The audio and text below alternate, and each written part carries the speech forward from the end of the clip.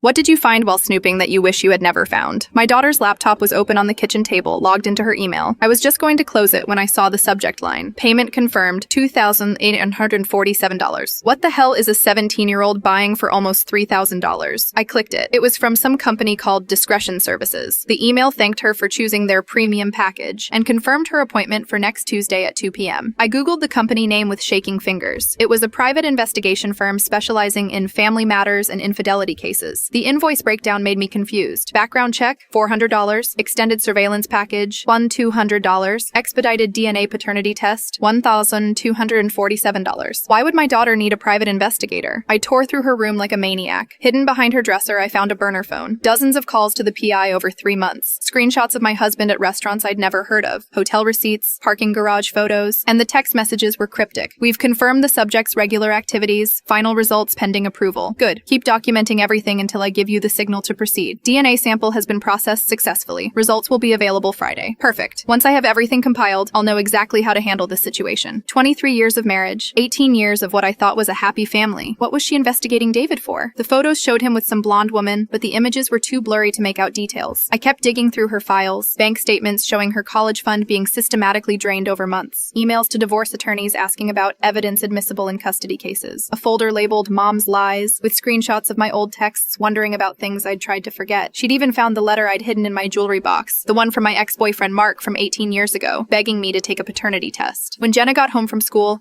I was sitting at the kitchen table with everything spread out. The laptop, the phone, printed photos, bank statements, even that damn letter. "How long have you known?" I whispered. She didn't even look surprised. She set down her backpack calmly and said, "Long enough to hire someone to prove what you've been hiding my entire life, Mom." I wasn't hiding anything. I didn't know for sure. Bullcrap. You've suspected for years. I've seen how you look at me sometimes, how you compare my face to his in family photos. My husband walked in right as she said it, still in his work clothes. The look on his face when he saw everything spread across the table. Pure devastation mixed with relief, like he'd been waiting 18 years for this moment. "Show him the photos," Jenna said coldly. I spread out the surveillance pictures. My husband with his blonde co-worker, Rebecca, kissing her in his car, going into her apartment building, coming out the next morning. "How long?" I asked him. "Does it matter?" he said quietly. "Nothing in this family has been real for 20 years. Then Jenna pulled out a manila envelope. "The DNA results came back yesterday. 99.7% excluded. You're definitely not my biological father." The room went silent. "And Mom, I found Mark. He lives in Denver now. He agreed to take a paternity test." She slid another document across the table. 99.9% probability. He's my real father. Dad's been paying for Rebecca's apartment for 8 months. I'm driving to Denver this weekend. She dropped 2 business cards on the table. Mark's number and Rebecca's address. "You're welcome." The door slammed. She'd spent her entire college fund to prove none of us were who we pretended to be.